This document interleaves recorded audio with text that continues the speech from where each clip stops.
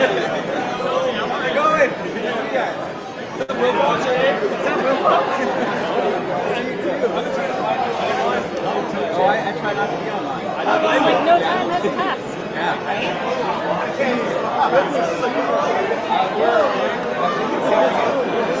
I don't think it's committed yet.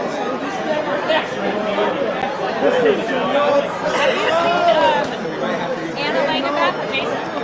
Yes, I did. I don't know. I think they went that way. Yeah, good seeing you too.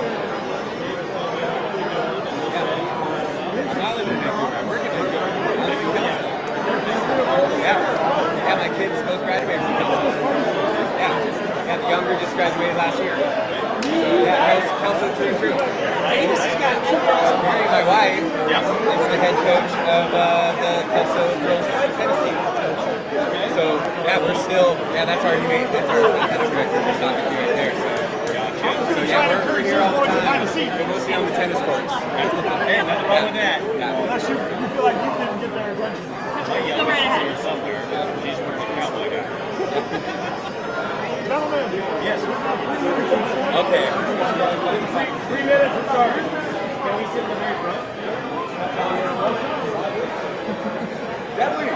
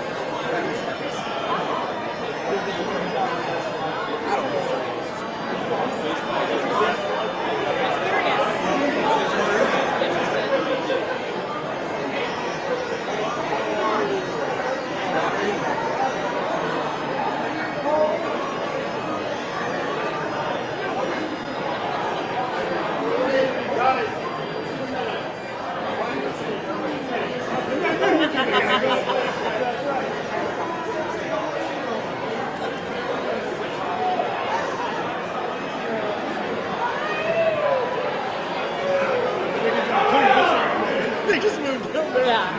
That's right. You're Where are we streaming? Highliner Productions, YouTube.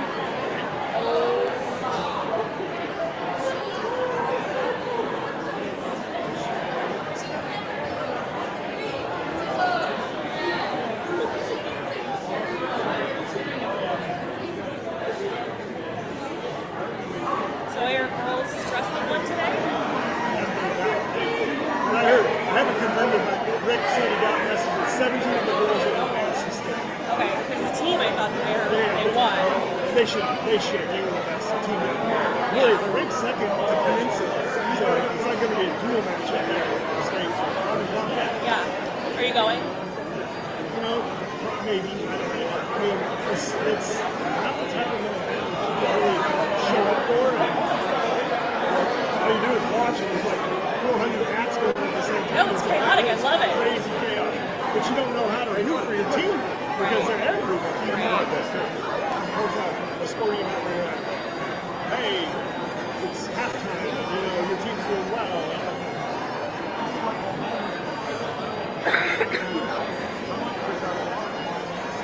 Really good. I've had one, but if I go back and have a second one, I won't eat dinner. I won't eat dinner.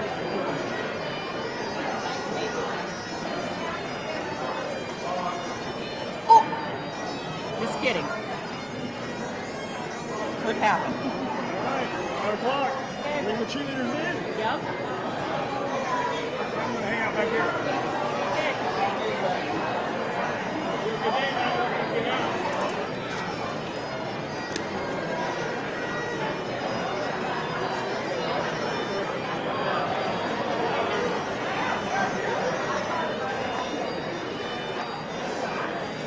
Good afternoon, everybody. Welcome to the 2024 Highlander Hall of Fame ceremony. I'm Jim DeBruler, and I have the pleasure of serving as your MC for the evening. And in case you're wondering, this is deemed the class of 2024 because that's when the nomination process all started. I'm not fouled out. As we get started this afternoon, we have a special treat for you. The Kelso High School cheerleaders are in the house and will perform the Highland Fling. As they make their way to the stage, please stand if you're able and welcome these young ladies during the playing of the Kelso High School fight song and remain standing during the fling.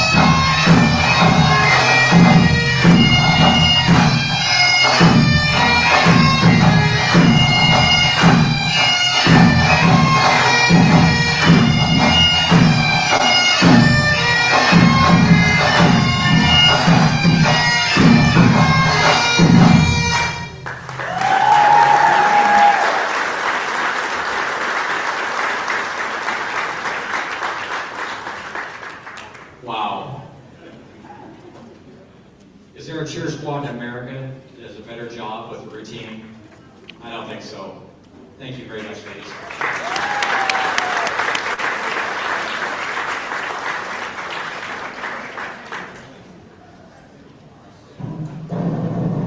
We're going to try that fight song again.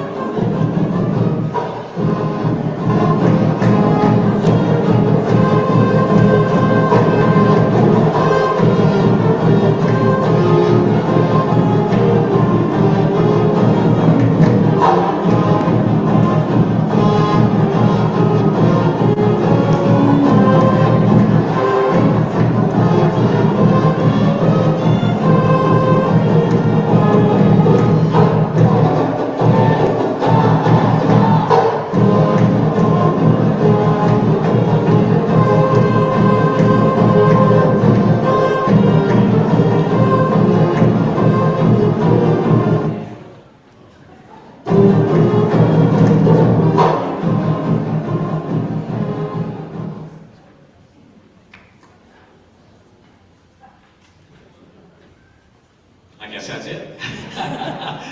Once again, welcome to this incredible celebration of excellence, achievement, and community spirit.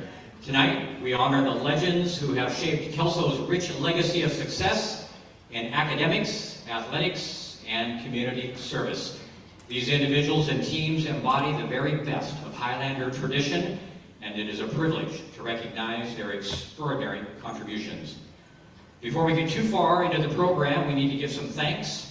First, to all of you in attendance. We all know that many of you drove a long distance to be here, some maybe not through the best weather. We're delighted you're here. Also, to our great and generous sponsors.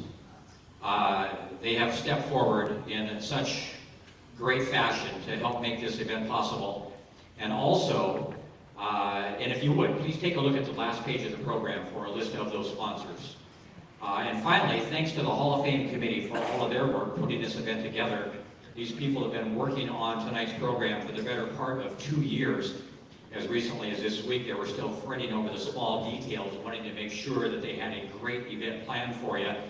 And to make matters maybe a little more dicey, there was a concern about the weather. Am I right with that, Mary Beth? Absolutely. Snow in and out of the forecast, but fortunately the weather has cooperated. So we're just glad to be able to carry this night off. As I call out the committee members, I'd like you to please stand. First of all, Paul Ritchie. Are you in the house, Paul? Michelle Nerland. Sue Lance. I know Sue's here. Rebecca Kelly. Kim Miller. Chris McCoy. Mary Beth is back here. She's our school superintendent. And Rick Davis, who's hiding back there as well. Rick, come on up, say hi. Let's give these people a nice round of applause.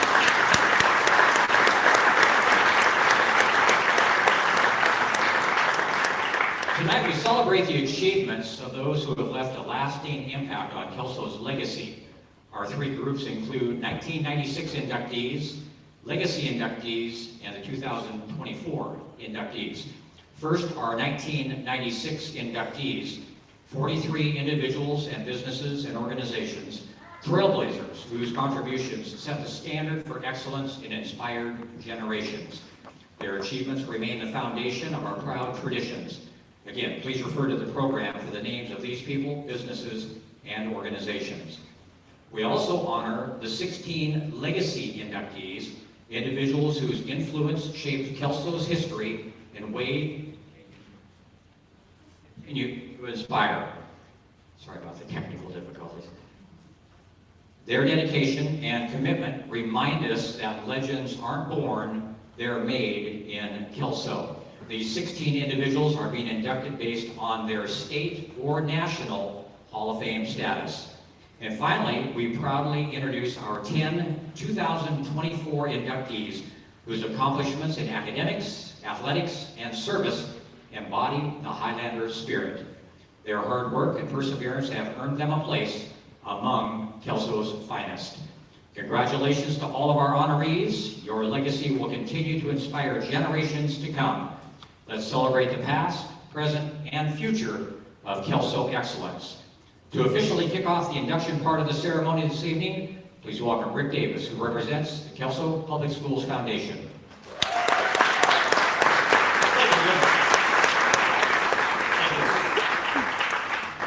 Good evening, everyone.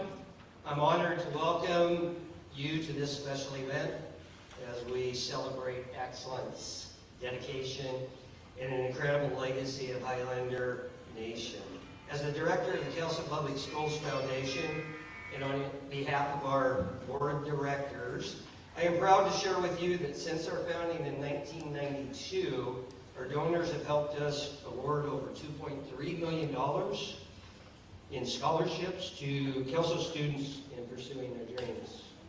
Additionally, we have awarded over $260,000 in grants to enhance education and opportunities in the classroom. Beyond financial support, we have also worked to support graduates on their post-secondary journeys by creating and coordinating a mentorship program designed to support them through their first year of post-secondary education. And we're having tremendous results with that.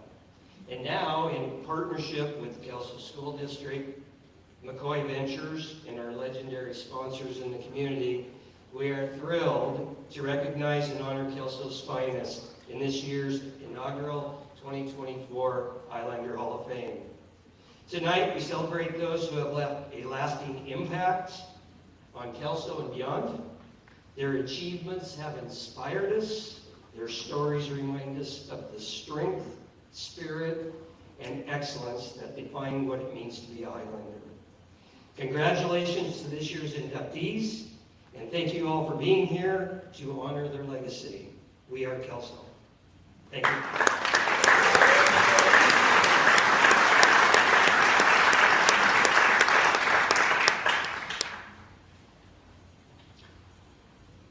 Our keynote speaker tonight is no stranger to Highlander pride. Jake Stewart is a distinguished alumni who is currently the head women's track and cross-country coach at Gonzaga University. He's also an incredible leader, inspiring the next generation to reach new heights. Please welcome Jake Stewart.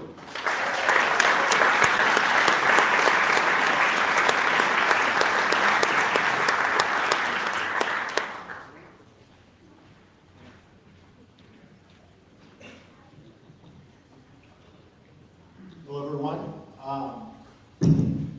When Ricky asked me to do this, it was a good idea. Still is a good idea, but it grew daunting. I love this town, and my family has loved this town, and so I wanted to make sure that what I said was right. First off, again, thanks Mary Beth and Ricky and Chris.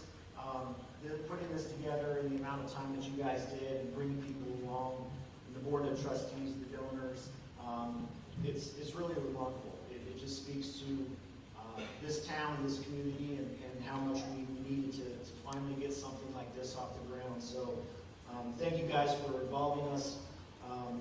You can tell there's a lot of moving parts already, and it'll be exciting to see this thing grow in the years to come. So thank you.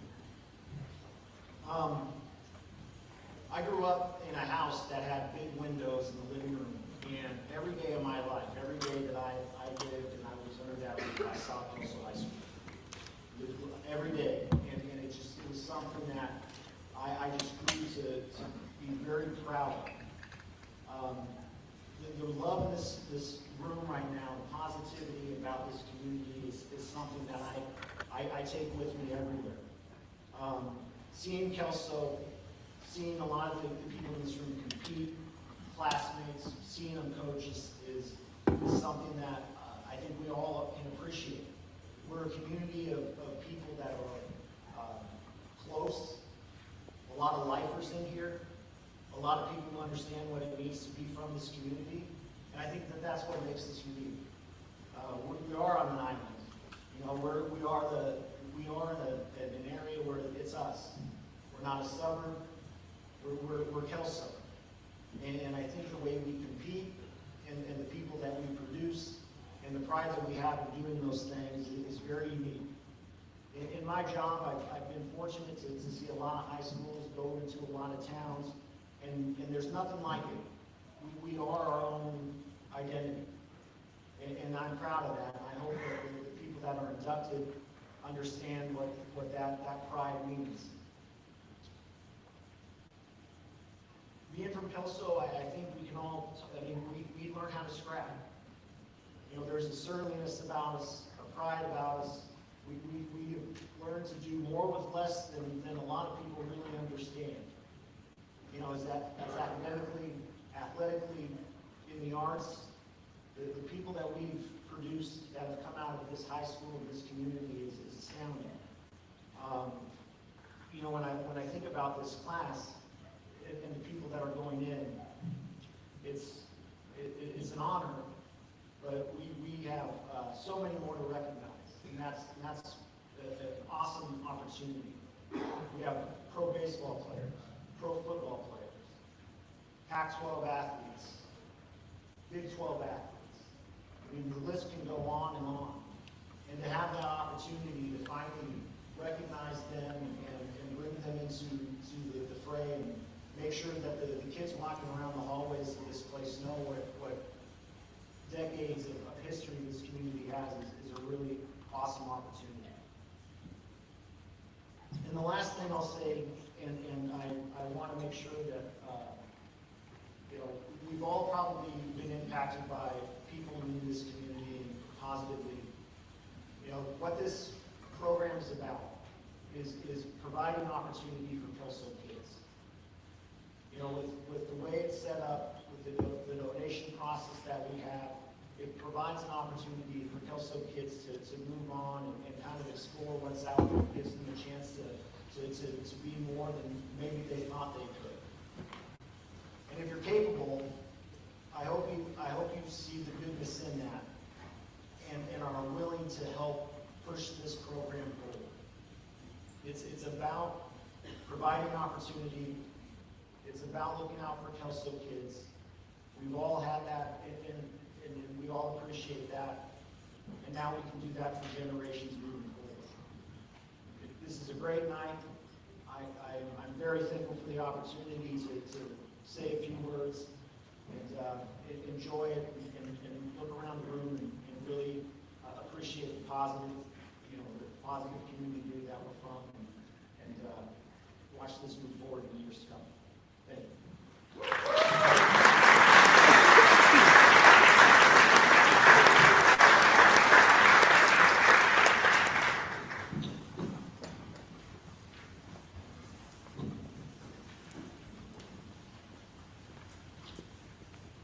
Now we honor the legacy inductees, Kelso icons whose achievements paved the way for today's Highlander excellence.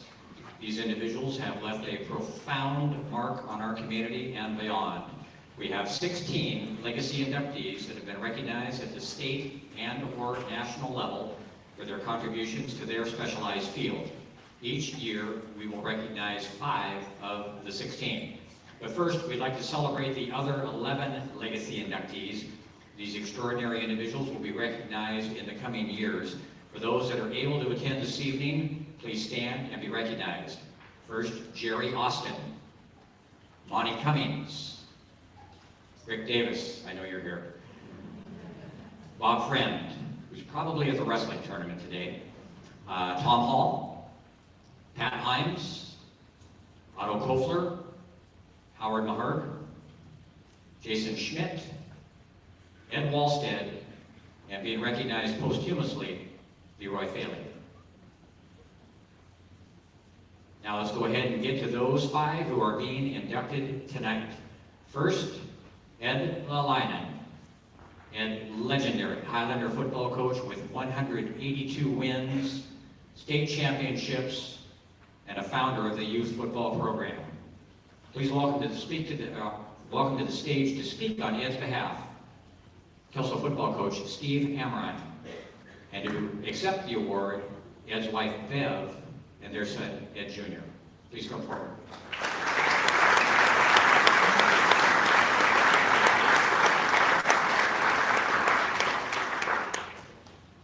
Ladies and gentlemen, and fellow inductees, it is my great honor to introduce a man whose impact on his community, school, and the world of sports cannot be overstated.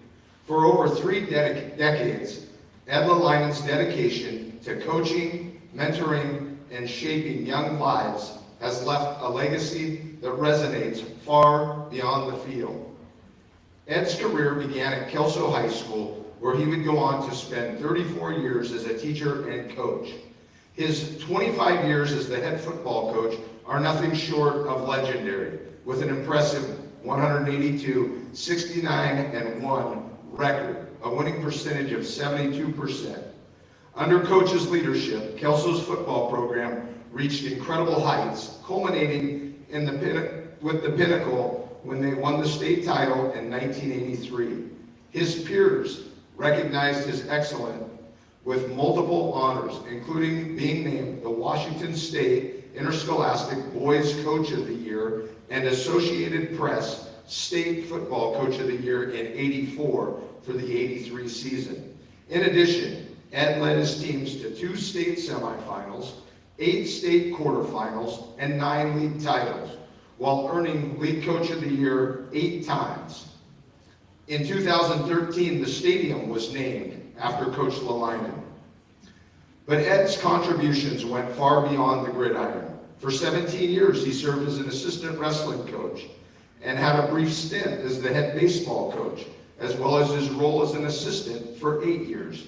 Showed his versatility and commitment to the success of every athlete in his charge. Ed's influence has been recognized by his induction into 4 different Hall of Fames. This will be his 5th one tonight.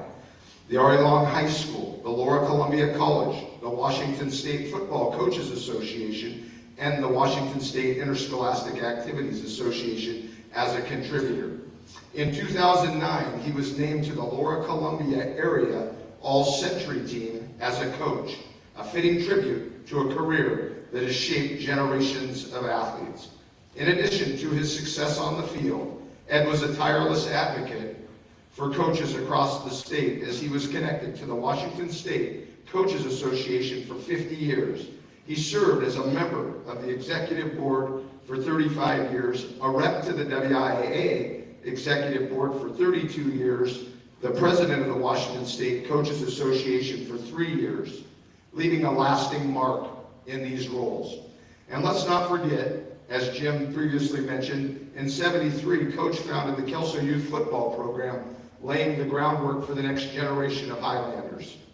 Ed's legacy isn't just in his victories or his titles. It's in the countless lives he's touched, the lessons he's taught, and the values he's instilled in his players.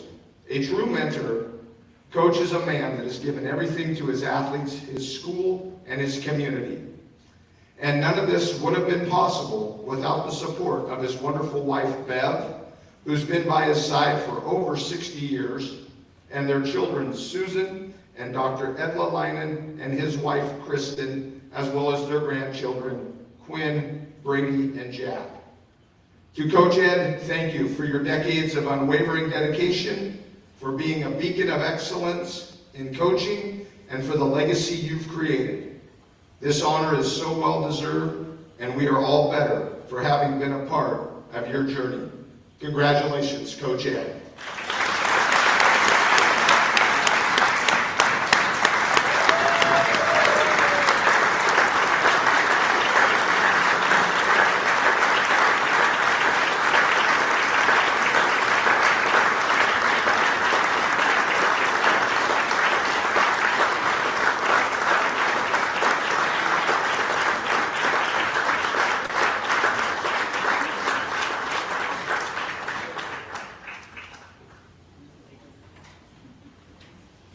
You know, and if you travel around, you can embellish your story a little bit.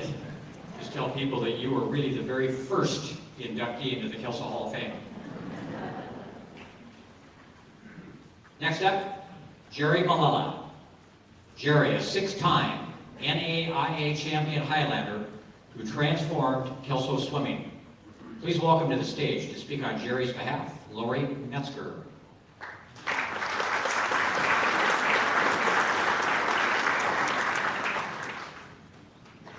Good evening. My name is Lori Metzger, Lori Parch, when I was a student athlete here, and I'm here to introduce Coach Jerry Malala.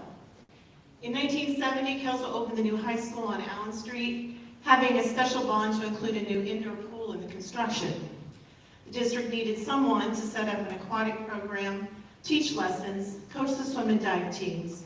So they hired Jerry Malala, a recent graduate from Central Washington State College, a physical education major with a water safety instructor certification, a 2-time Washington State High School swimming champion, a 6-time Central Washington National Swimming Champion, setting 4 national records in the process. Coach Malala was a 4-time collegiate All-American swimmer, qualified for the Olympic trials in 1964, and was inducted into the Central Washington Hall of Fame in 1984. In the fall of 1970, Jerry moved his family of 4 to Kelso. Coach Malala developed the school district's Learn to Swim program that included all 2nd, 4th, 6th, 8th, and 10th grade students. He also set up the after-school recreational programs and the summer lesson and recreational swim sessions. I was introduced to the swimming program as a 4th grader that year. In the winter of 1970, he organized the first Kelso High School men's swim and dive team. He had 76 students turn out. So many he had to swim across the pool in waves. Only one swimmer out of that first group had a Red Cross swimming card, which meant that that one person at least had some knowledge of crawl and backstroke. In the spring of 1971, he started a youth AAU team.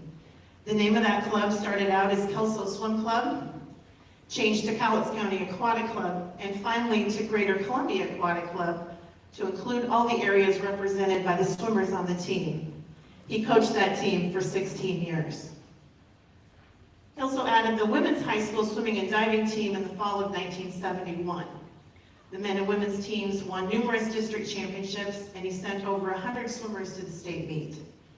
He coached the high school teams for 20 years.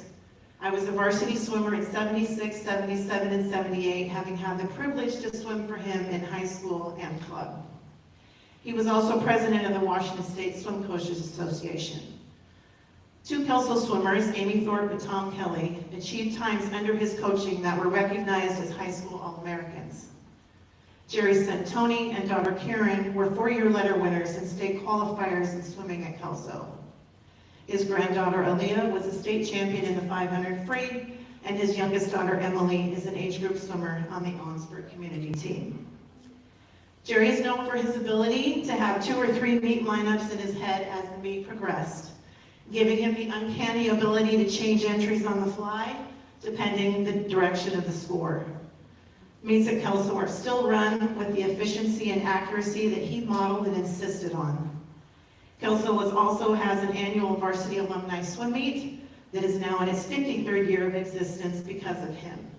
The tradition continues. Jerry retired from coaching at Kelso in the mid-80s, but came back to coach both teams again in the late 90s. Those women's teams were district champions all 4 years, and the men's team also won a district championship during his return. Coach Malala retired from the Kelso School District in 2000, leaving teaching after 30 years as a respected member of the Kelso High School staff and a legend in the swimming community. He moved his family back to Ellensburg in 2015. In 2016, the Ellensburg High School girls coach retired and Jerry was hired to take her place. He just couldn't stay away. He coached the team to an 8-win season with one swimmer winning 2 state titles and setting a state record. Jerry and his wife Valerie will celebrate their 60th anniversary next year.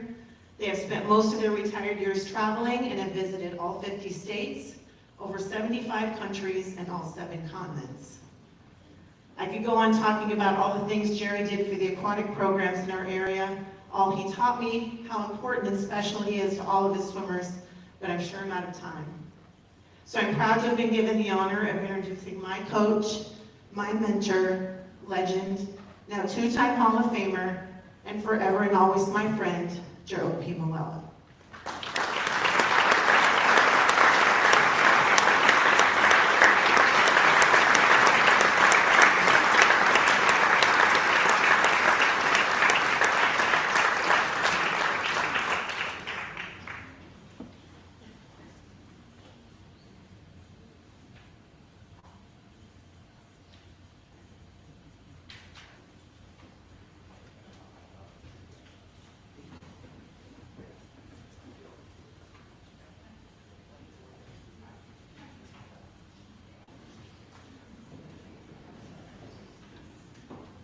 Another round of applause for Jerry Malala.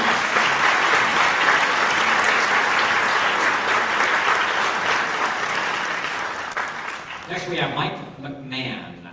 Mike was the architect of 330 softball wins and 3 state softball championships. To accept his award, his wife Holly, and to speak on his behalf, please welcome Ray Bird.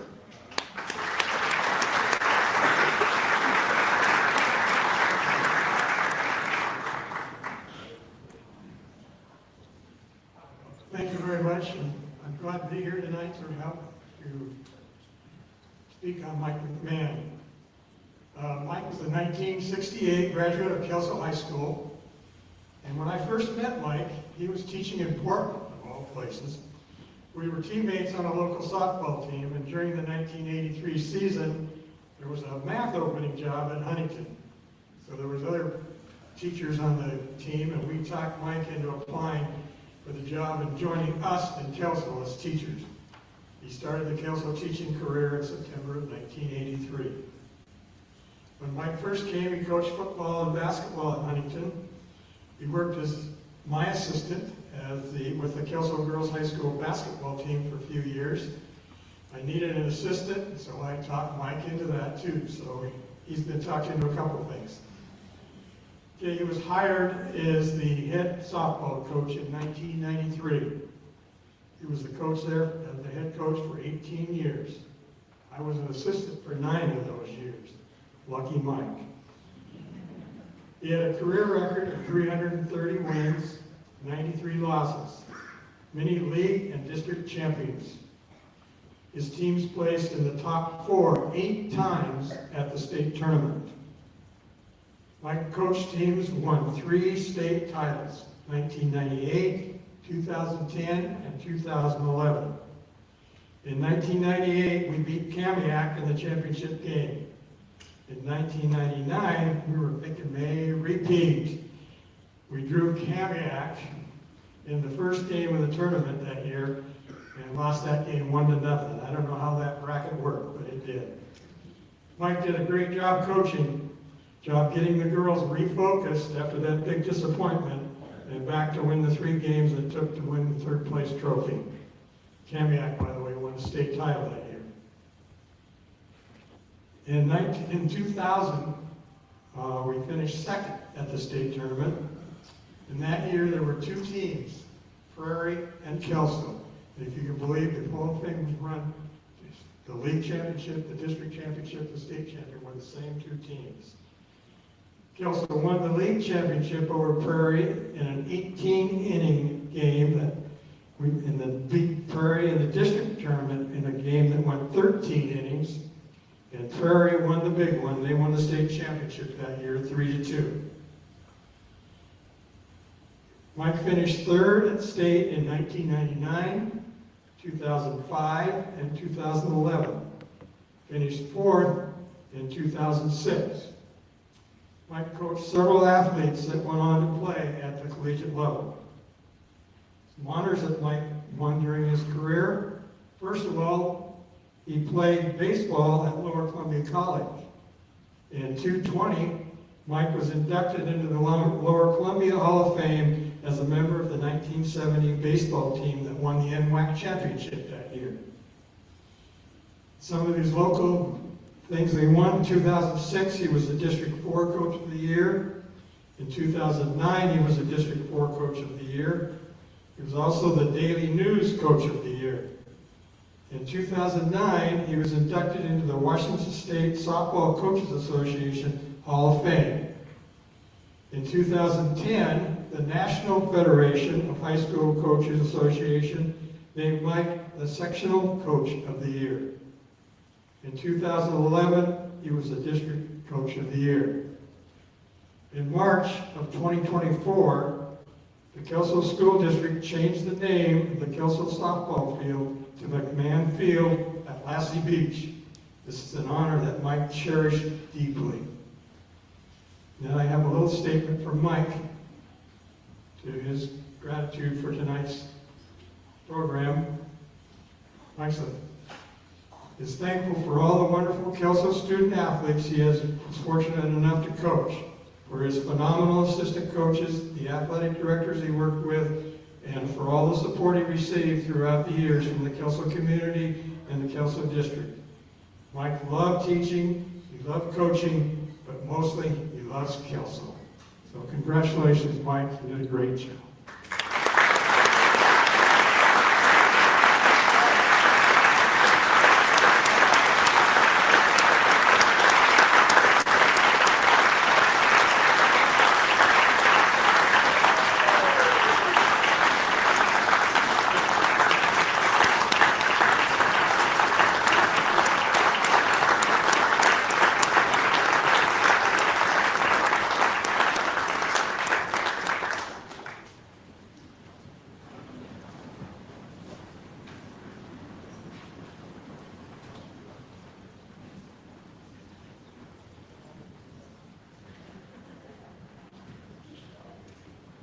Next, we have Jim Shaw, Highlander Wrestling founder who produced 7 state championships, also started the wrestling program at the University of Washington.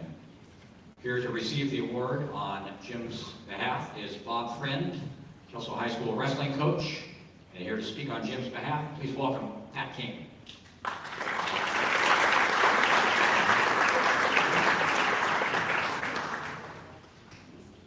Well, this is really takes me back because 11 of these inductees had major impacts in my life, both some real good and some real bad. So, Jake, your dad, goes way back. He was a year younger than I was. But we'd go to Washington School with Mike Navolinsky, I don't know if you know that name, and Mike Anderson, both lived up there in that area. And we played wiffle ball. And the reason he became a great cross-country track guy because he could not hit the wiffle ball. But, what a great guy. What a legend. Track named after him and everything else. And Rick Ames and, of course, Monty Cummings were in, you're younger too, had lots of stuff with them. But the main ones is, some of you might know, I coached for years against Kelso for 25 years, and not always in a very positive way did the outcome come out. But so I coached against Coach Lelanen. Coach Lelanen was my football coach here at Kelso, and starting in 1968. He was my defensive back coach for 3 years, also my assistant wrestling coach. And my senior year, because Coach Sonderdecker had some medical issues, Coach Lelanen became our baseball coach. I hadn't coached baseball for a while, if ever, I don't know. We won the championship, and so, what a coach, and what a legend Coach Lelanen was and one of the reasons I became a PE teacher and coached PE and coached football and wrestling for 34 years. Coach Shaw. Now, he goes way back. So, as was said, he started the University of Washington Wrestling Club in 1952. 3 years ago at the Kelso Elks, Bob Lynn and I put together a wrestling honor for him. Almost 100 of his ex-wrestlers showed up, even one from the 52-53 University of Oregon season, or University of Washington season. He grew up in Seattle area, and he went to the same high school as my dad, so in the same time. So we go way back with Coach Shaw. He won the first 10 league championships when he came to Kelso in 1954, started coaching the wrestling program here. And his top finish was 4th in state. Of course, we all know Bob Friend has taken that to the next level because Bob also wrestled for Coach Shaw. We called him Doc back in the day because he had a sign in the PE office, the Doc is in or the Doc is out. And as several of you older alumni know that were in his PE class for 2 or 3 years, he had some very interesting things he would have. One was a boxing basketball game where you'd put if you were right-handed, you put the boxing glove on your right hand and got to shoot with your left hand. Of course, if you're left-handed, you did the opposite. And you didn't, remember this is 50s and 60s, so, and you didn't get to come into the locker room and shower that back in those days you had to do, unless somebody was bleeding. So somebody would always have to go up, and if nobody was bleeding, we'd go, okay, who's going to take it for the team? And one of the reasons my nose is a little crooked, but anyway. But quite a legend here. He started the freestyle wrestling program for the whole state. And he did that, he started it in the very late 60s. He led a team to Japan in 1970. And in all my years of wrestling and coaching, had many of the guys I'd run into that went with him to that, and they said that was one of the most major impacts they had in their lives. And so he also then brought the Japanese national team to Kelso in 1971. They wrestled here. He sent international teams. He led them in 1978 again. And after he retired, he turned the program over first to Jerry Ham and then, of course, to Bobby Friend. And he is inducted too into this. And of course, everybody knows what Bob Friend has done to wrestling here in Kelso. Coach then went to Japan, and he became a legend there. So Coach lived in Seattle. I lived in Issaquah the last 14 years. So I'd go take him to lunch, and we'd have go to his house. And I see this big plaque up, and he's in a singlet freestyle. He's probably, I'm guessing at the time, about 60 years old, and rib muscles and all that. And I'm looking at this deal, and of course, at the bottom of it, it was for some Japanese whiskey, poster. I go, all right, Coach, and I go, geez, how did you get so ripped? He goes, I started powerlifting. And he holds 70 and over and 80 years and over world records in the deadlift and in the bench press to this day. So, quite a guy, Jim Shaw. I'm sure my 5 minutes is way up, but, of course, Coach passed away a couple years ago, but what a legend, and my mentor, and he and Coach Lane, so thank you, Coach Jim Shaw.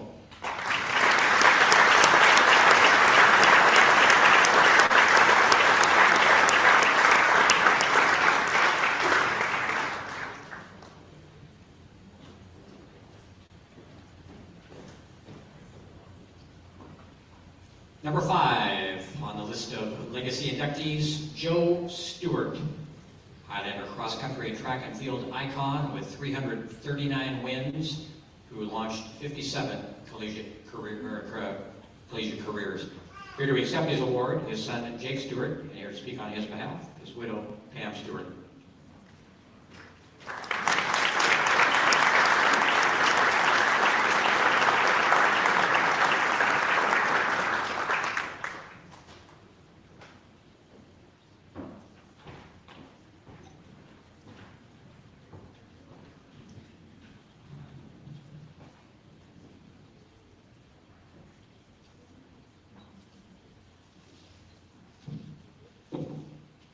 Joe and I were high school sweethearts.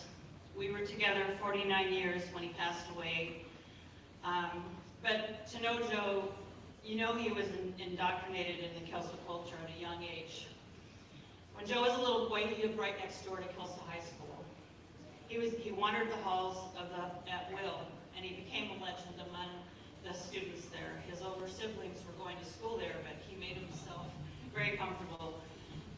He even carried around student election signs, attended all sporting events, and one of the biggest thrills of his life was to ride on the football bus for away games as a little boy, so 5 or 6 years old. Once Joe graduated from SMU, he turned down job offers in Texas and Oregon to return to his beloved Kelso. When Joe started in the Kelso School District, he was asked to coach 7th grade football. And after a couple of brief tutoring sessions by Jerry Ham, Joe enlisted his buddy, Rick Ames, to help coach 7th grade football at Coweeman. Keep in mind, Joe had just finished his successful collegiate career at SMU, but he was by no means done competing. I don't know how many times I've had kids come up to me that were on that 7th grade team and tell me that they'll never forget those practices. Joe and Rick had the kids run so much at practice that they were puking at the end. Those kids on that 7th grade team were the team that went on to win the state championship in 1983. He was a little competitive. Early on, Joe considered pursuing a career coaching at the college level, but his loyalty to Kelso, Blue and Gold, kept him here in Kelso, coaching more than 30 years. Jake has fulfilled his dad's dream of coaching at the collegiate level. We are honored that Joe has been recognized by his inductions into both the state track and field and the cross country halls of fame. I would venture to guess, though, that this induction would be more special to him. In addition, he was truly honored to have the Kelso track dedicated in his honor in 2004, the Joe Stewart track. To coach a sport like track and field, there are a lot of moving parts and so many people to acknowledge, from the administration, athletic directors Leroy Failing and Gary Kinch, to faculty who held stopwatches, recorded field events, and managed athletic events. A number of tonight's inductees played a significant role in Joe's success, and we thank you. Rick Ames, the childhood friend and coaching sidekick, brought humor and never-ending devotion to the programs. We can never thank Rick enough for his friendship, camaraderie, and coaching assistance. Joe coached thousands of kids and supported others through his counseling office. It is said that a coach's worth isn't found in the win and loss record, but the impact that they've made on their lives. That was very obvious at Joe's memorial in 2021. There were so many young people that shared their stories and the love they had for him. Even last night, standing on the baseline of the basketball game, I had one kid tell me Joe changed the trajectory of his life. He was a very kind-hearted man who had a soft spot for kids, trying to offer a helping hand to them when they were trying to find themselves or some direction. His success wasn't in the wins, but in giving all kids a chance. Even during Joe's illness and diminished state towards the end, he would stand at those pictured windows that Jake was talking about and look down at Schroeder Field, and he would point out the window with that finger that he always used at some random kid, and he'll yell at him, there's no kid standing there, but he would be yelling at him and saying, "You're just going to be a piece of if you don't pull your head out." So this just indicated, even in his diminished mental state, that he had a love for kids and helping kids, and that was his way of showing his love. The notes and kind words that I received when Joe passed was just a reflection of how kids felt about Joe. As a way to continue his legacy, we've established a Joe Stewart Memorial Scholarship for track and field and cross-country athletes. In total, we've rewarded over $15,000 in the past 4 years to kids that are going on in those sports. The scholarships are awarded to athletes who mostly resemble the tenets that Joe stood for, not always the best athletes. We're proud to keep his name and accomplishments alive. While everyone knows that a coach puts his heart and soul into his sport, coaching is a family commitment. This is all encompassing. Because of the commitment, Jenny, Jake, and I, as a family, all feel honored to be recognized and inducted through Joe into the Highlander Hall of Fame. We thank you.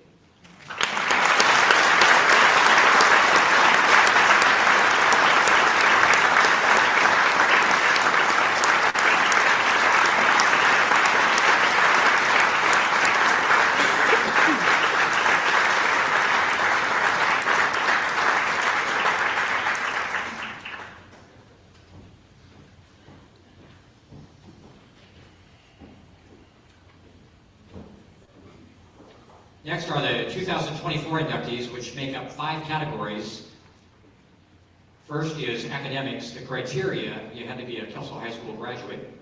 You had to have performed with excellence in academics and/or extracurriculars during your Kelso High School career, and you had to have been out of school for at least 10 years. First inductee, Josh Craycraft. To receive the award, Mary Beth Tack. Josh is a Highlander, or was a Highlander valedictorian who became a Harvard graduate, whose brilliance inspired excellence. Josh is unable to be here this evening. In his absence, I will present a short summary of his extraordinary accomplishments. Josh is a distinguished scholar, educator, and leader. Josh exemplifies the excellence and dedication of Kelso High School alumni. As a valedictorian and co-senior class president of the Kelso High School class of 1999, Josh's academic achievements led him to Harvard University, where he earned his degree and cultivated a passion for education and leadership. With a career spanning roles in academia, nonprofit leadership, and educational program development, Josh has made a lasting impact in the field of education from Japan to Haken School. He has served as a history and humanities teacher, guiding students with wisdom, integrity, and a commitment to lifelong learning. His contributions extend beyond the classroom, shaping future leaders through mentorship and curriculum development. Josh Craycraft's journey from Kelso to Harvard and beyond is a testament to the power of perseverance and education. Kelso High School is proud to honor his legacy in the Highlander Hall of Fame. John Christopher.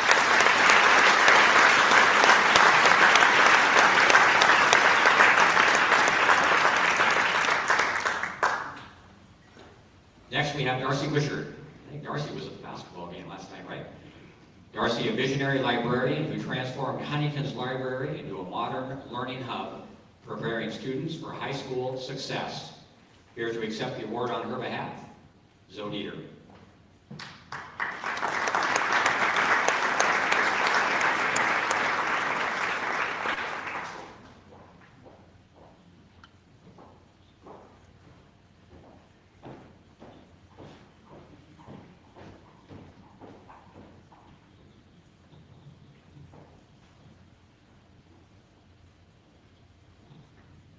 Everyone. Darcy was hired by Kelso School District in 2006 as a full-time librarian at Huntington. Tonight, she's being inducted into the Kelso Hall of Fame for what started as an idea. Darcy wanted to develop a career center in the library, and she wanted the library to gain relevance within the school. So at some point during the 2016-17 school year, Darcy presented her idea to the school administrator. And with the help and support of many, a grant was awarded. This meant the addition of 30 computer labs and a complete remodel of the library to better enhance the space and student accessibility. Her idea was brilliant. It aligned well with implementation of Avid School-wide, OSPI's College and Career Readiness Standards, Kelso's College and Career Pathways, and 4-year plans. Essentially, there were several working parts that could be brought together to help support the common goal of student preparedness for high school and beyond. Upon completion, Huntington became the very first Southwest Washington middle school to have a career center, student career center. The use of the OSPI curriculum, Kelso's College and Career Pathways lessons, gave all 7th and 8th grade students the opportunity to explore their hopes and dreams through their own career and education research. They gained self-awareness through lessons about personal learning styles and interest surveys. And in part, this work helped students connect their middle school life to that of their future. Darcy also taught them to read and understand the Kelso High School course catalog. They learned how to use and apply the information and how to map out their classes for continued success towards their goals and academic achievements. Huntington students increased their awareness of who they were and where they wanted to fit in within the world of high school and beyond. They learned about their own individual strengths and talents, and how they hope to use those strengths and talents in their future. With the ongoing help and support of Darcy, the HMS staff, our 8th graders left Huntington with a 4-year plan and a goal. As such, the library became very relevant to all students. Her goal and her idea worked. The library became the center of the school because students felt it was an inviting, exciting, and safe place to be. Darcy welcomed all and was always willing to help. Students shared with others what they learned and discovered, received support when needed or requested, and in the spring, presented their 4-year plans to their parent and guardians during student-led conferences. All of this began with an idea and the courage and the support to help make it happen. It was brilliant and it worked. Darcy, I commend you for the work you did as full-time librarian during a very exciting time at Huntington. You were amazing. I commend you for the work you are currently doing as a 7th grade Washington State history teacher at Huntington. And I commend you for the work you will continue to do for students in the future. You truly have made, you do, and you will continue to make a difference in the lives of many future Huntington Huskies. Congratulations. I loved working with you for all those years. Thank you.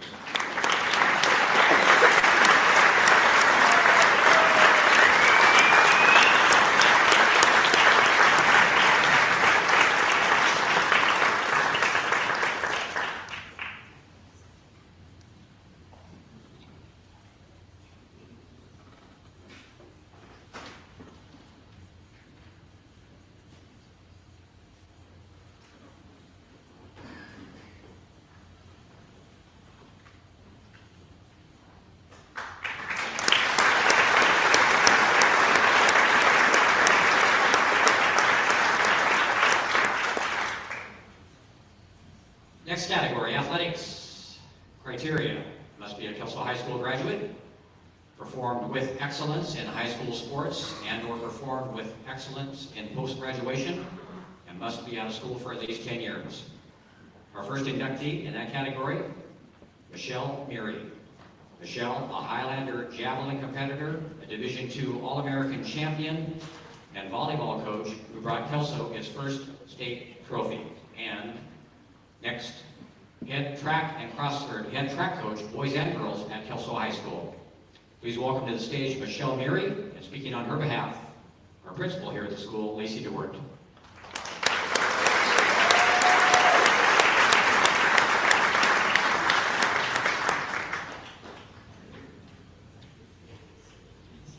All right. When Michelle asked me to speak tonight, I didn't quite understand why. And then she reminded me that she's had 2 daughters that have gone on to play collegiate sports. And I was given the honor to speak on behalf of both of her kids when they signed their letters of intent. So this was kind of that full circle moment. And Jim, I don't know if this puts any pressure on you, because you're now the last person in your household I haven't spoken on behalf of, but pressure's on. I know you're coaching over at Kellyman basketball right now, so someday. Okay, before we start, Michelle sent me like 4 sentences, but at the very, very, very beginning of it, she wrote, "She gives all glory to God, crediting His grace for every opportunity, victory, championship, and honor. She believes her athletic accomplishments and coaching successes are part of a greater plan shaped by faith, perseverance, and trust." So she needs that to be known, because that is where she centers herself every day. In high school, Michelle was a 3-sport athlete here at Kelso High School, playing volleyball, basketball, and track and field. She then went on to play volleyball and basketball at Lower Columbia College, then took her talents to Seattle Pacific University. At SPU, she was a walk-on with the track team, and that decision would change her life. Through hard work, grit, and determination, she became the 1990 NCAA Division II champion in the javelin and earned All-American honors, proving that perseverance and belief can turn any opportunity into greatness. She returned to Kelso to teach and coach. She's been our volleyball coach here at Kelso High School for the past 11 seasons, all of which have been winning seasons. She's earned league and district championships and earned 3 consecutive state trophies. Her teams don't just compete, they believe, they fight, and they become champions. Along with coaching volleyball, Michelle has over 35 seasons coaching track and field here at Kelso High School. She has coached 5 javelin state champions, multiple state competitors and placers, and in 2022 was part of the Kelso High School girls team that brought home a state championship. Her leadership has extended beyond high school track, though, guiding collegiate All-Americans and Olympic trial athletes, not just to medals, but to a mindset of perseverance, integrity, and belief in their dreams. While tonight we celebrate her incredible achievements, Michelle's journey is far from over, as just in the past week she has been announced as the new head track and field coach here at Kelso High School. Yet, if you ask Michelle, she would never claim any of those accomplishments as her own. She would tell you it's about her faith in God, the love and support of her family, the athletes, the coaches, and the families who trust the process. Tonight, we don't just honor an incredible athlete, we honor a mentor, a leader, a woman of faith, and a servant to those around her. Michelle is living her dreams, and because of her, countless others have dared to dream bigger than they ever thought possible. So on behalf of everyone whose lives you've touched, your family, your former teammates, your athletes, your fellow coaches, and this community, we thank you. It is with great pride and immense gratitude that we officially welcome Michelle Meary into the Highlander Hall of Fame.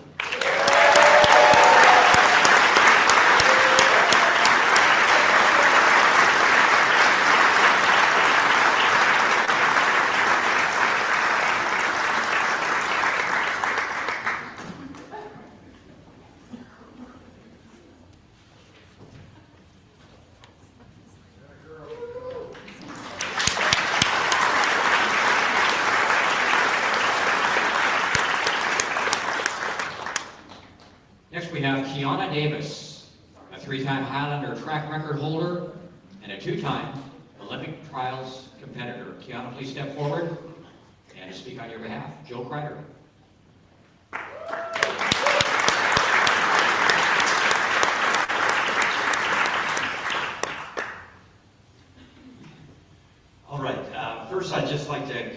congratulate everyone being inducted tonight. I'd just like to say, well deserved. This is awesome. I have the honor to introduce Kiana Davis. Kiana defines the term student athlete. She excelled both in the classroom here at Kelso High, earning a 4-point GPA, and also obviously excelled in sports here. Kiana still holds the varsity school records in the high jump, going 5'7½", the long jump going 18.8, and in the triple jump going 39.1½. All of those marks rank as all-time high school best marks in the state of Washington today. Her 12.3900 meter time is also still the fastest Kelso women's time run on the Joe Stewart track. Kiana holds 9 meet records from various invitationals in 3 different events: the high jump, the long jump, and the triple jump. Her state marks, or her state meet accomplishments, include earning 10 state medals in track and field, which is the most state medals earned by any single athlete in Kelso High history. Her state marks are the best of any Kelso athletes in the high jump, the long jump, and the triple jump. In 2013, Kiana was state champion in the high jump. In 2013, Kiana's 24 points were the most points scored in a single state meet by any female Kelso athlete. And her 54 career state points were the most scored by any Highlander over a 4-year period. Her team accomplishments: all of Kiana's teams can be found on the banners in the gym, winning league titles, district titles, regional titles.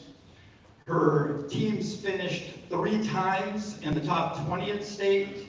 Her teams finished twice as top 10 with top 10 finishes at state, and she helped to bring home Kelso's first women's state track trophy. And obviously, Kiana was a huge part in making all of that success happen. In college at WSU, her triple jump mark was the 2nd longest in WSU history, and she was all Pac-10, or excuse me, all Pac-12 in the high jump, going 5'8¾". Then came her post-college career, where she triple jumped 43.9 and high jumped 5'10½", which again are listed on the all-time best collegiate marks in the state of Washington. Kiana also competed in the Olympic trials. In 2021, in the 2021 Olympic trials, she triple jumped going 43.1 3/4. And then in the 2024 Olympic trials, she long jumped going 20 feet 4 1/4 inches. Competing in the Olympic trials puts your marks as being some of the best in the nation. So, yeah, best high school marks, best college marks, best marks in the nation. Pretty impressive. When you look at Kiana's career, what is notable is obviously she was very successful at every level she competed at, and she continued to improve, which I think speaks volumes of her being goal-oriented and having a great work ethic. In closing, I would like to add, as impressive as Kiana Davis's marks are, which they are awesome, I would like to include also that she's even a better person. So, congratulations, Kiana, for being inducted into Kelso's Hall of Fame.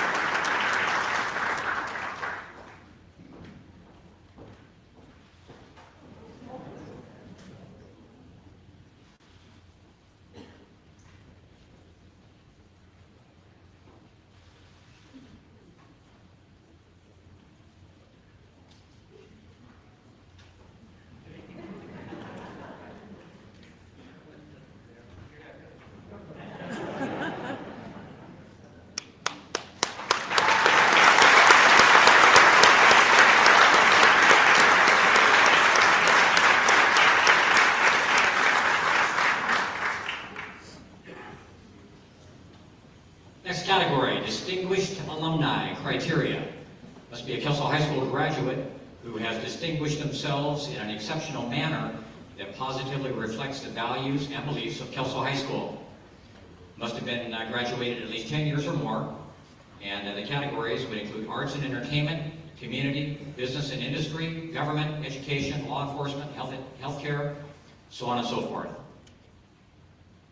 First, Tommy Lloyd. Tommy was a point guard at Kelso, was an assistant coach at Gonzaga University for a good number of years, was the recruiting guru over there that led to an awful lot of victories over Gonzaga, and now a very successful basketball coach, head basketball coach at the University of Arizona, and National Coach of the Year. If his parents would step forward to receive the award on his behalf, and speaking on his behalf, another terrific coach, Joe Kinch.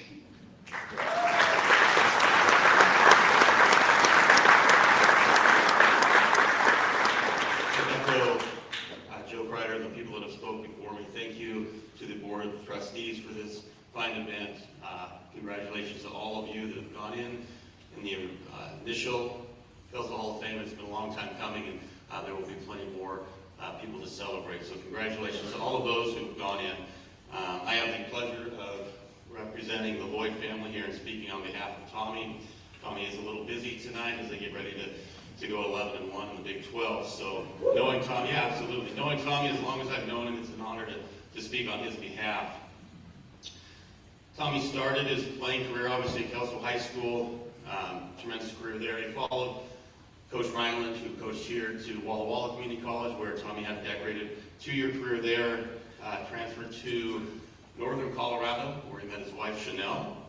He left Northern Colorado and finished his playing career collegiately at Whitman in Walla Walla, and then played some professional basketball in Australia, as he has always been an international traveler, which has benefited him greatly. Tommy's career really took off coaching-wise when he started at Gonzaga as a grad assistant. His way to make money at Gonzaga was to put on a team camp, and so he rolled his sleeves up, and you see it still today, his approach to coaching and his hard work and day-to-day details. He started a team camp at Gonzaga that he ran 3 different weeks with over 100 teams in each camp, and to know that work is incredible detail and organized, and that's how he made his money the first couple of years. He's doing a little better now. He doesn't have to do team camps, but as he grew and worked tirelessly and trying to find his niche, international recruiting became that niche, and he was able to bring some great players into Gonzaga, and the success continued there. His resume at Gonzaga as an assistant and head coach in waiting before he left. They went to the NCAA tournament every year he coached there. They won 19 conference championships. They participated in 5 Elite Eights and played for 2 national championships, coming up a little bit short in each of those. You listen to Tommy, or I've been blessed to listen to Tommy and learn so much from him, but when Jake was talking about the roots of this place and the grit of this place, Tommy has not forgotten where he's from. He is always a phone call or text away for so many of us. He is a true professional in what he does, driven like nobody I've been around, and his success at Arizona certainly matches that. He was named head coach there in 2021, got off to a slow start, going 33-4 in his first year. He was the AP National Coach of the Year. I happened to be taking my daughter to the University of Kansas, and we were a little early, so we went to the Hall of Fame. And lo and behold, there's a display of Tommy Lloyd in the National Basketball Coaches, or National Basketball Hall of Fame. Quite a deal. And he was the fastest coach in Division I history to reach 50 wins and 100 wins. His continued success at Arizona over the last 3 years, they won back-to-back Pac-12 titles. Obviously, he maintains an incredible standard of excellence at the University of Arizona.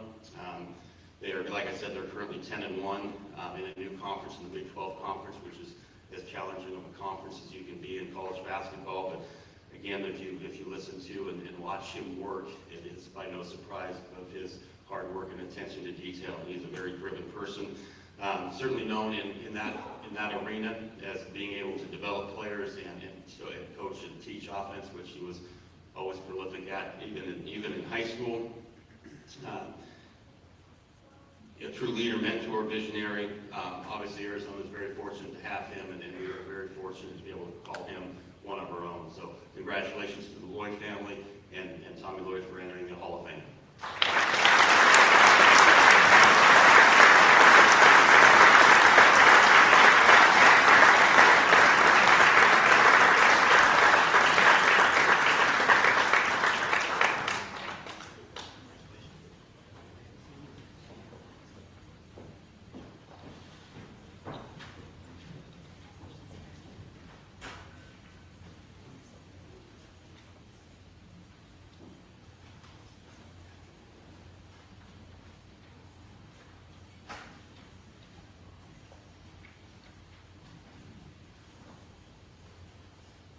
Joe's not hanging around up here because he's too tired to walk back to his chair.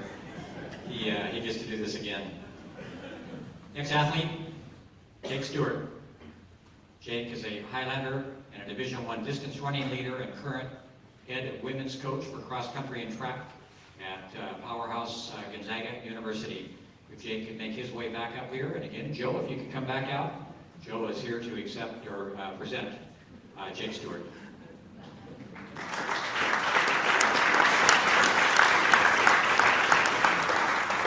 Given one, I guess given two of them. So again, an honor to speak on behalf of my cousin Jake, and listening to Pam's speech about my uncle is touching, to say the least. And so, like I said, just absolutely great stuff happening here tonight. Jake is an accomplished Division I coach. I've known him quite a while.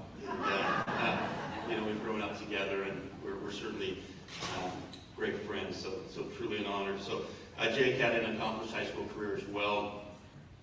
Ran at a community college level, and then ran at Iona College, where he joined their staff shortly after running for Iona. During this time at Iona, he helped the men's cross country team lead to the NCAA runner-up twice in 2007 and 2008, falling to both times to the University of Oregon. Sorry to bring that up, but it was in here. So he coached the women's team to their first NCAA championship qualifier.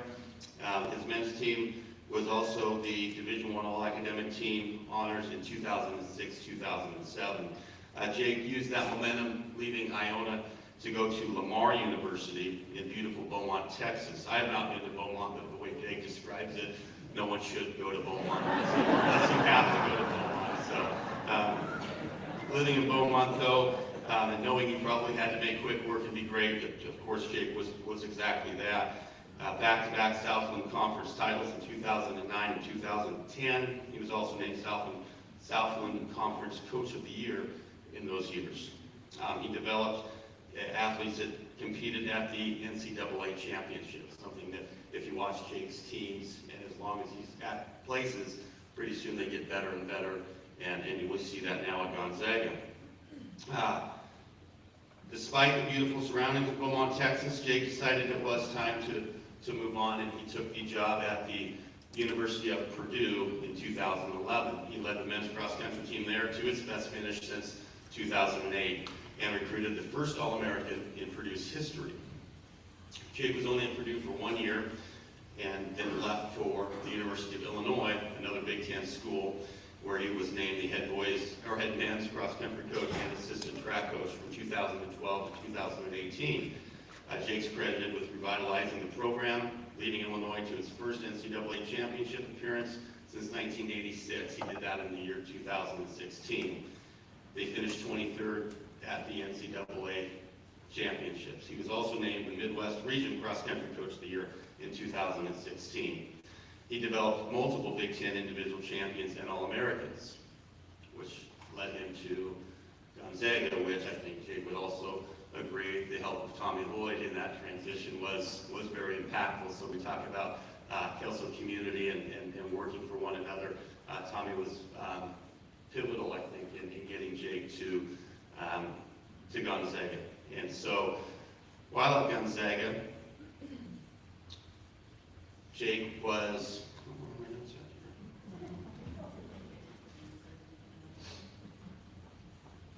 do you want to talk about that?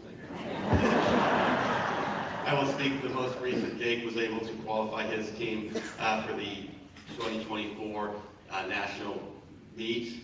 He was the 2024 WCC Women's Cross Country Coach of the Year. He had a WCC Runner of the Year in 2023 and 2024, and only the second All-American in program history. Jake continues to build Gonzaga as he built Illinois. He loves being in Spokane, raises his family in Spokane.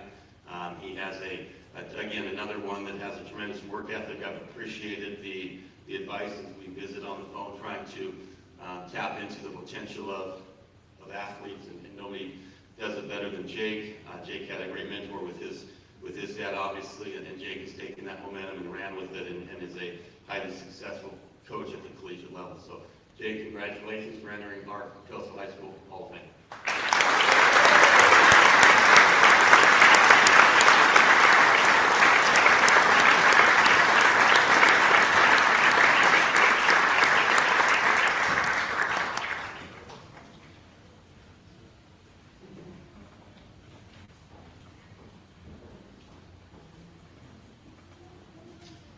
Next category, distinguished service. This could be any former or current teacher, staff administrator, school board member, community member, youth sports coach, or a friend of Kelso School District. Must have provided extraordinary, meritorious services to the high school, and it has a duty of great responsibility. Our first inductee in this category, please welcome Rick Ames, a 40-year educator who transformed Kelso's running culture. If Rick could step to the stage, and he'll be presented by Joe Kreider.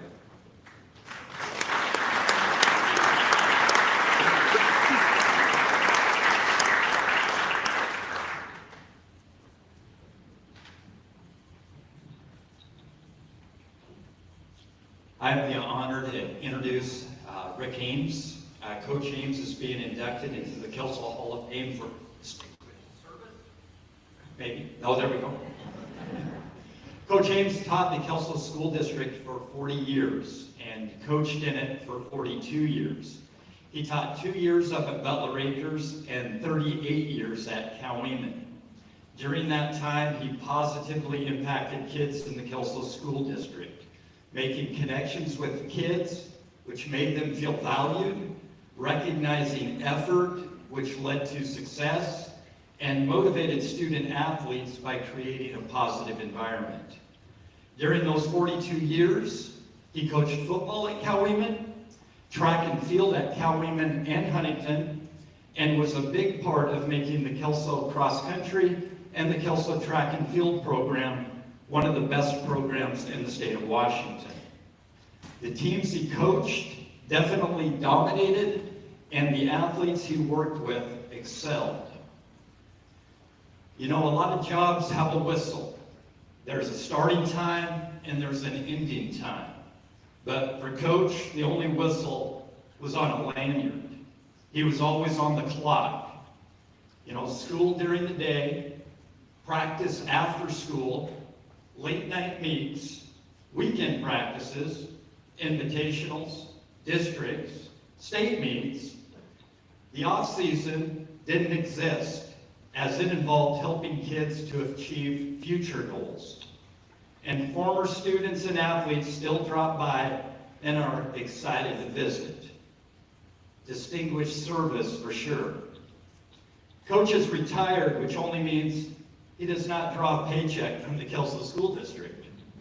However, coaches still call for wisdom, and kids even my age still look to learn from Coach. Congratulations, Coach, for being recognized for distinguished service, but please know, you're never off the clock. A short story about Coach. In high school, I remember being on a pretty intense run and wondering how I was going to get back to the stadium, as I felt like I was completely out of gas. And Coach just ran up beside me and simply said, "You're okay. You got this." And that's what Coach did. He gave everyone confidence.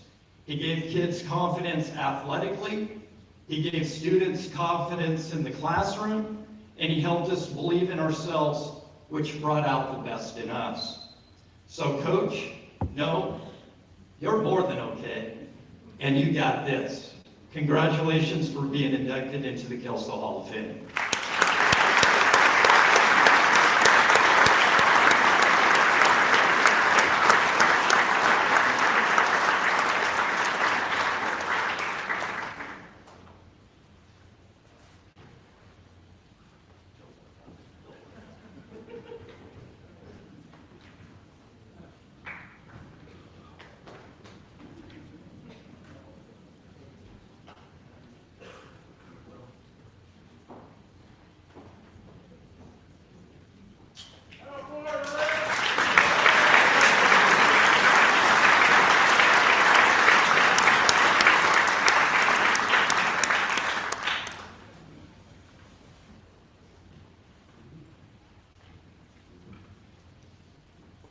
Next, we have Carl Wingate, Notre Dame graduate, who always had Notre Dame bumper stickers, I remember that, who made Latin come alive for decades of Highlanders. Please welcome to the stage to receive Carl's award, his widow, Mary, and speaking on his behalf, Jason Langenbach.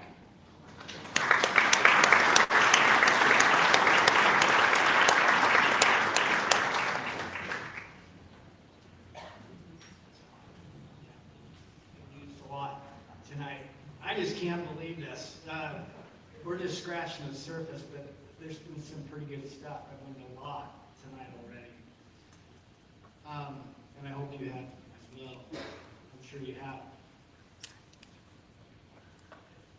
My wife said stick to the script, so I have a problem with that. And I don't know what awards Carl won. I'm sure he won quite a few, but if I had to picture it, they were probably in a shoebox under his bed or something, and he had everybody else's awards when you walked in his house. That's the kind of guy Carl was. Just a real unique individual. And how he ended up here in Kelso, sometimes you wake up in the morning and you think, is that guy for real? Was he really a Kelso Highlander? And he was.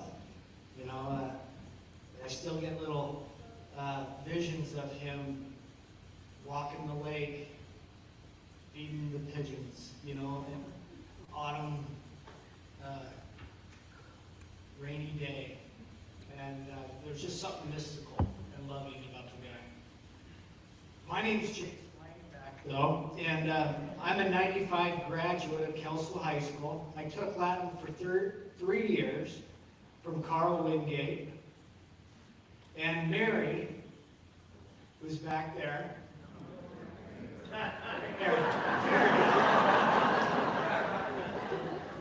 we didn't meet up,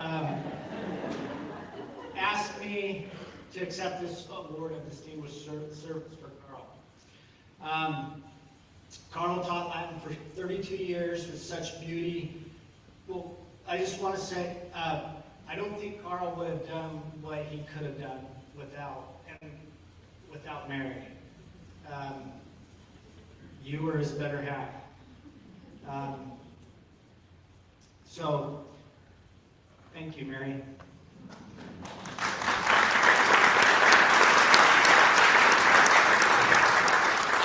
I think that's so true for a lot of the people that have probably been up here. But Carl taught for 32 years, and he taught more than Latin. Carl was an artist. He made weird, certain gadgets. But perhaps best known for his elaborately painted sweatshirts that displayed some message about humanity. In fact, Mary's looks like she's wearing one right there. Mother Jones, okay.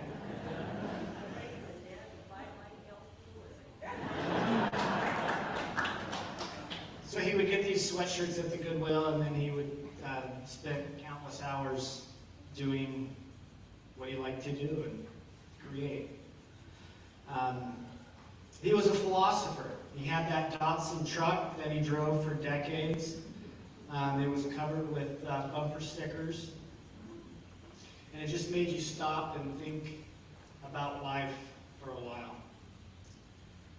He was a scientist, a musician, a scholar, a lover of books, a historian, an innovator, a practical joker, a man of faith, and finally an expert in the field of human relationships. As students, we often found him to be both, as I was saying, mystical and very lovable, as if he were some character from the book The Hobbit. Just picturing him in his Notre Dame sweatshirts, or his hand-painted sweatshirts that he wore with chalk covered all over on his belly, the big grin in front of the classroom. He made it to where you didn't know you were learning Latin. You didn't know what you were learning. But he had a way of getting to those students, and you'd leave a better person because of it, because there was something that was kind of profound in his stories. He was always present in the school and the community, attending sporting events, supporting art performances. He and Mary chaperoning dances where you could find him wearing one of his hand-painted tuxedos. And of course, leading and advising the Kelso High's Knowledge Bowl team. He was such a wealth of knowledge, and it seemed like he could take any topic or concept and turn it into a story so that every kid in the classroom could connect with it. He made it a priority to connect with all the students in his classroom. It didn't matter if you were athletic, popular, smart, whatever. If you were there for a reason, and Carl, Mr. Wingate, was going to get to know you. He continued with Mary to offer their support by attending college graduations, weddings after high school, and even celebrating a newborn baby. He even made visits, I found out later, is no big deal to him, but he made visits to our local jail to play cards. That's just who Carl was. He was there for anyone.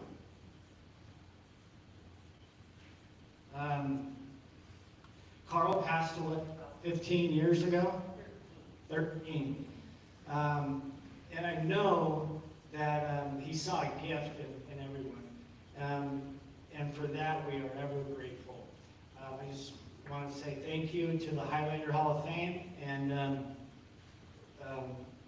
the award given to Carl tonight for distinguished service. Thank you.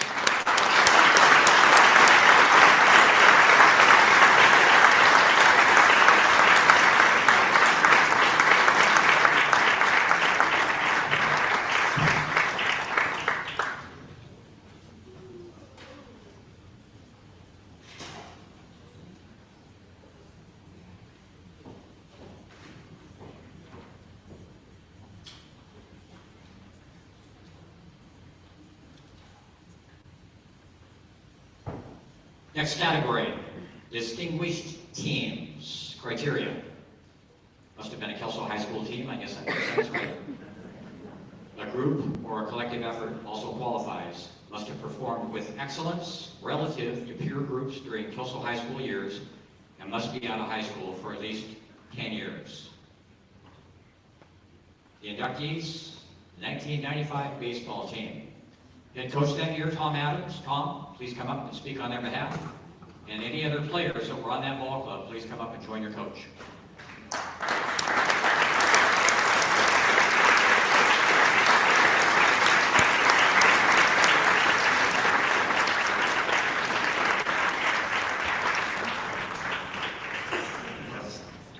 All right.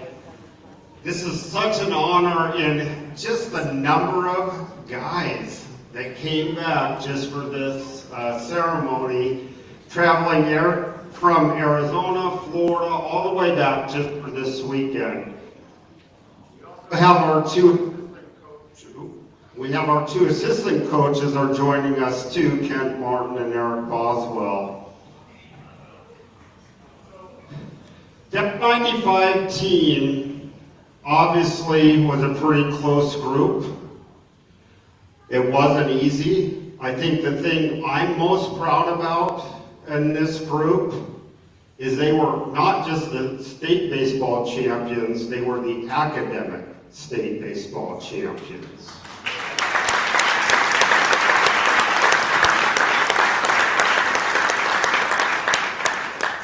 And that was reflected on the field. A very, very smart group. And we actually repeated in '96 as academic state champions as well. So, very smart group. You can tell they look pretty good still, all that. That year, we started out 6-4. We ended the year 21-6. I start at 6-4 because we went into a game in Camas in '95, a game we should have won. Camas was not that strong like they are now. That's what 30 years does to you. And I remember that day being a wet, drizzly day, and I learned so much that day. We cut our infield, outfield short. Camas scored 3 runs in the bottom of the first, didn't hit a single ball out of the infield. We just didn't handle it very well. We lost the game 3-2, came back, refocused. Our only loss the rest of the year was to Hudson's Bay in game 19 of a 20-game schedule in extra innings. And the 3 quietest guys on the team, I remember this. We were ahead, bottom of the 7th. I don't remember if it was bases loaded or 1st and 3rd. 1 out, ground ball. We practiced double plays. That was one thing we did the whole time. Ground ball. I don't know, these guys probably remember, but that year, the league player of the year from Hudson's Bay is diving head first into first base. He was out by a mile. We should have won that game. Jeff Bailey, Marty Sewell, our quietest guys, they all come unglued. I mean, these guys always kept it together. But I'll tell you what, if we had won that game, I'm not sure we went on the roll we did, to be honest with you. So we did win our last league game, went into postseason, won 4 district games and 4 state level games. Highlighted by a hidden ball trick. You guys remember that? Jason, you remember that? Yeah. Yep. Fort Vancouver, 2nd game of districts, I believe. Yeah, we were down. I think it was a tie game, but it was a really crucial play. I didn't know it was coming. So anyway, smart. These guys had played a lot together. And I'm going to just kind of fast forward to our 4 state level games. This team, we really focused on defense. Had 1 error in 4 games. I think every one of our 9 lineup guys had at least 2 of these 3 things, a hit, a run, or an RBI. in our semifinal and final games. Marty with the big home run in that semifinal game just broke the game open for us. And then the state championship game, and this is where I want to kind of loop back to how smart these guys are. We only had 4 signs the whole year, and I kind of practiced this. Do you guys remember them? Bunt, third base. First base. Get behind. Sorry. Get behind the runner. And then tap in the hat was he could run and the green light.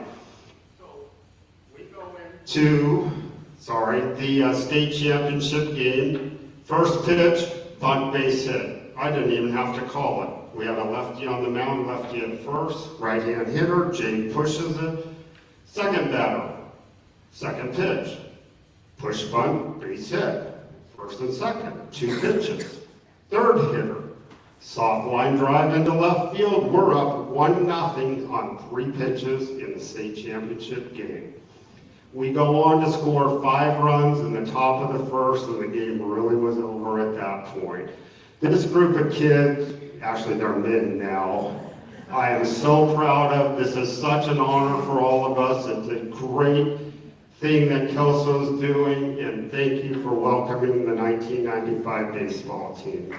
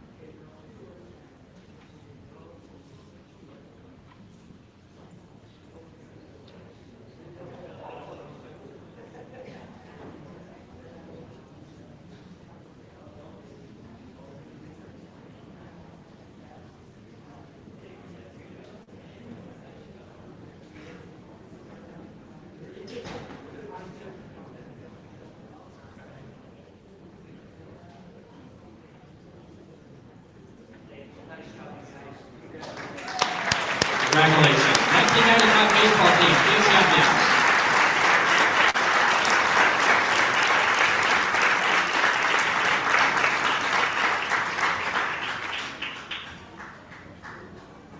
Was John Hunt able to make it down? John, are you in the house?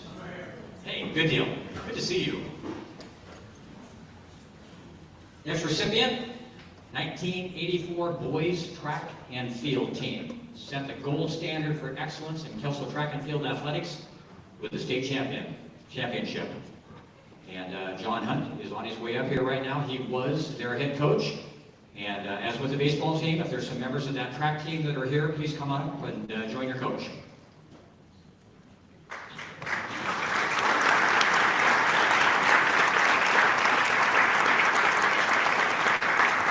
I'm so conflicted on this because this was very personal to me.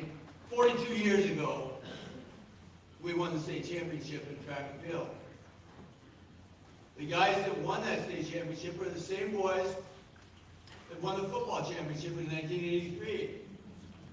We had parades, we had everything. Truck stops, man. And the track team, we didn't get anything.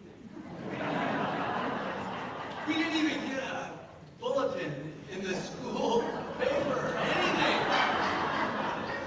I thought it was a mistake.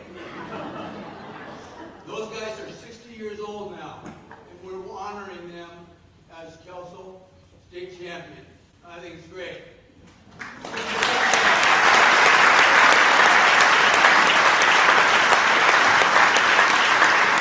My first year, Rick Ames was the senior.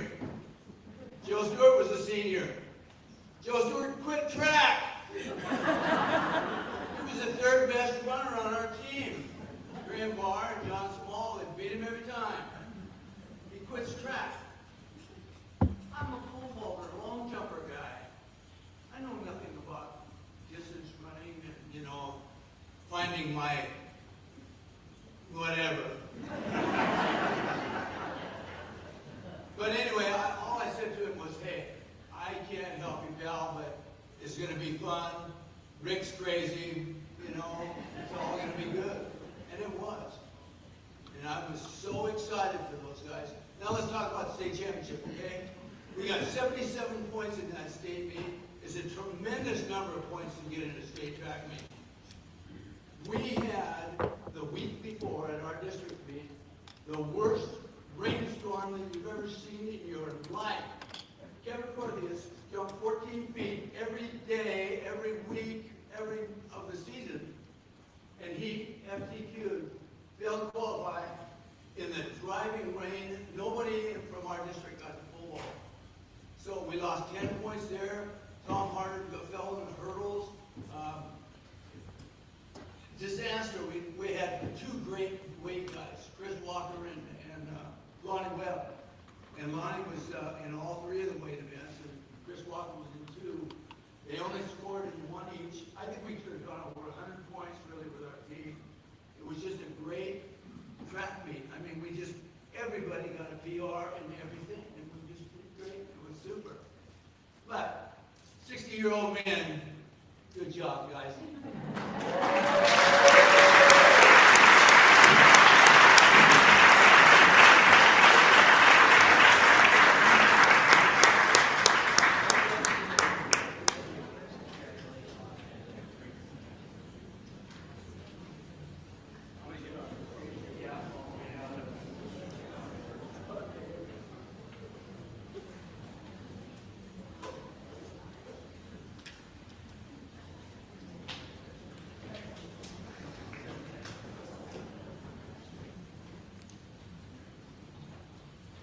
What an incredible evening of celebration and inspiration.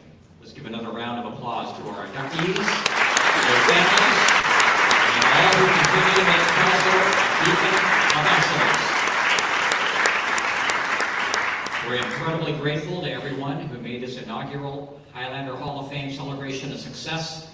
A heartfelt thank you to the Kelso High School horticulture class and Chanel Hillbilly, the culinary class and Carrie Smith, the tech team led by Tyler Westland, our generous sponsors that are listed on the back of the program. Those include Anderson Environmental Contracting, McCoy Ventures, PacTech Construction, Western Fabrication, Wilcox and Flegel, Longview Eye and Vision, ScienceSmart 360, copies today, Windermere Real Estate, Guild Realty, Sue Lamps, Mike Wallen, Belinda Shue, Chris Wend, and our additional dedicated supporters, Ashtown Brewing Company, Capstone Winery, and Michelle Nerland. Your time, talent, and generosity help create a night to remember.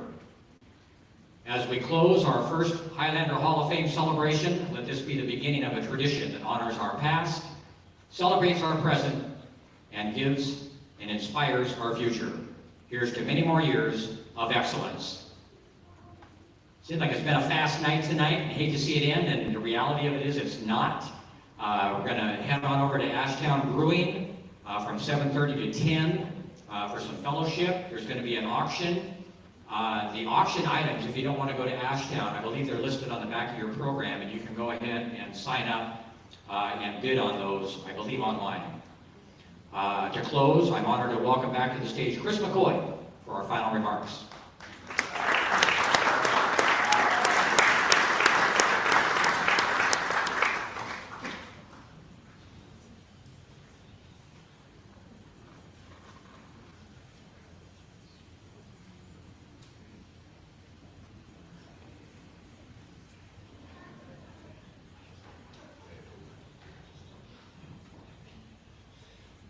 Good to be back. Rick, you got 50 minutes here, man. No. It's been about 16 years since I've been back through these halls. See a lot of faces in the crowd, my time at Kelso, and historian, Mr. Kench as well, my athletic director, Rick Davis, my executive director, best friends. That work section. That was special. Is there a way to make this better? Or we just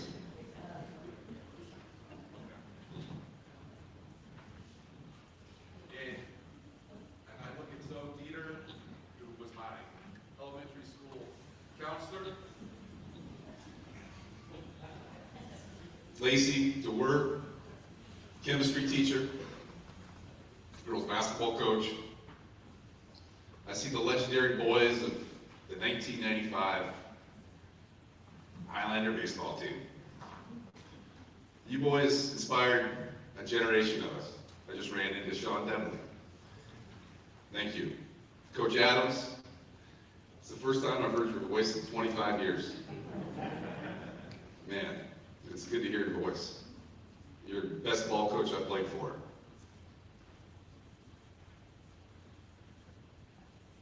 This doesn't happen without two of the most special people I've met on my journey, Rick Davis and Mary Beth Tack. I just want to have everyone acknowledge them.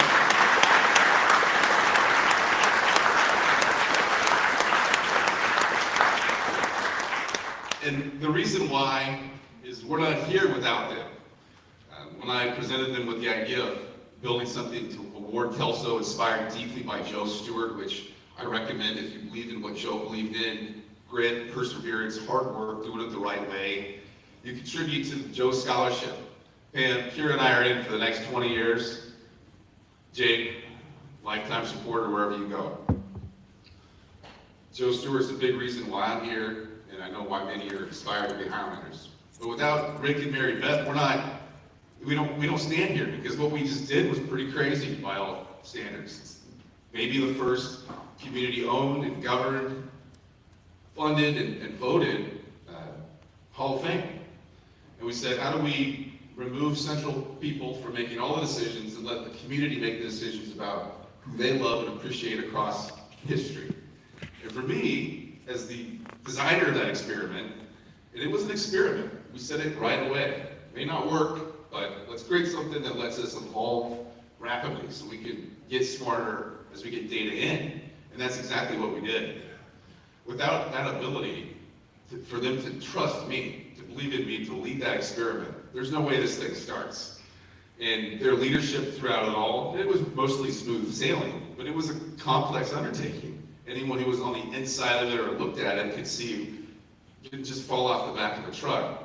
And design this thing, it took multiples of years, actually, to understand how to do it in a way that would not mess it up.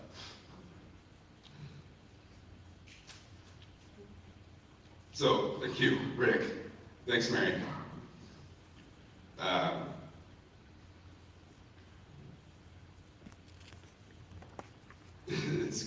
It's kind of crazy coming back for the first time. Some of you know me, not everyone does, but I'm just a Kelso kid like most of you here. And I was a food stamps and free lunch kid who started at Wallace and then went to Barnes and Huntington and then Cowham and then to Kelso and then became the national president of DECA. It didn't make any sense. Knowing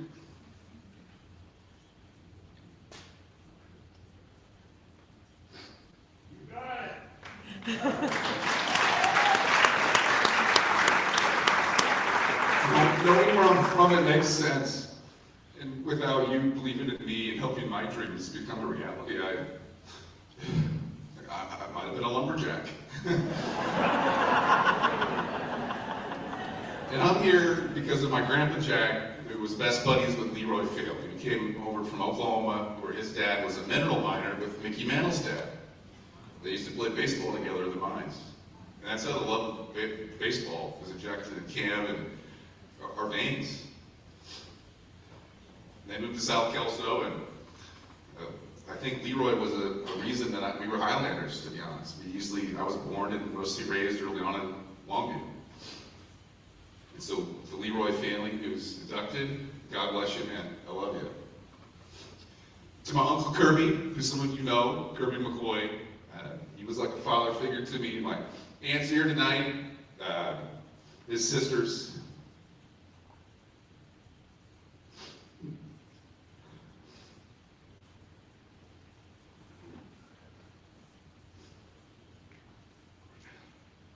Kirby was, one of the smartest people I'm ever going to know. And I was lucky to be supported by him. I learned from him quite a lot. I learned how to not take no for an answer. There was always another way. I learned to just keep pushing even when it was hard intellectually, when you were crying on stage from your town. That shit I learned from Kirby. And that's just the McCoy way. Kirby loved Kelso more than anyone I've ever met. Maybe not as much as Jake and the Stewart family, but right there. Jake and Matt and I were all best buddies. We came up together. So being a Highlander meant a lot to me. Being able to watch you guys play baseball. I was 12 years old at Barnes Elementary, and Tom was our coach, or PE teacher. And he hung that article up when you guys won. And I read that every damn day. Kirby loved Highlanders. And before he passed away, I asked him, what can I do to help honor his legacy into my future? I wasn't sure if I was going to have much of a future, but I thought there's a chance here I break through and get a little hot, and I can start helping people a little bit more than normal. That's how I framed it in my head, and I said, well, what can I do? And I thought he'd tell me to help his wife and his kids, and he did. He said, help the kids at Kelso, do something great for the kids at Kelso. And that's kind of been my mindset. And so, for whatever happens in the future, I promise you I'll always do my best to help our town. I had, breakfast this morning with Andy Hamilton to discuss ways to think about economic development and ways to bring housing in the town and to bring the future in the town. And so my hope for this Hall of Fame is we continue to do what you've done with me, what you've done with each other, is just believe in each other. Invest in this program, support the kids at Kelso, and great things will come. We've laid the trails for the future to build on. They're going to blaze their own trails. They're going to be different than the ones that we started and are leaving and growing. Let's get behind those guys. And they need us. I'm a testament to that. So on behalf of the trustees, on behalf of my family, and on behalf of Philly and Kelso, thank you for coming here tonight and being a part of this and honoring our history. It's amazing. There are a lot of these, this is pretty neat, unique, what we're doing. And with that said, you gotta fight for your right to party. So thanks to Jared Screen for hosting us tonight, Kelso legend, third base on Tom Adams' team for hosting us tonight. And thanks to all of you. With that, onwards.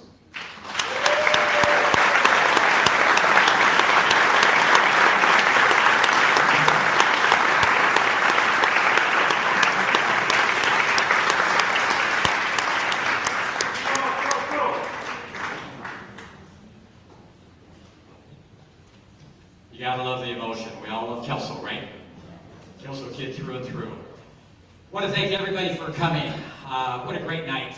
Great to see all of you here, and I hope you make plans to attend next year. I know the committee is already working on that, believe it or not, and I hope you're able to join us at Ashtown Parade again. Once again, thanks for coming tonight, everybody.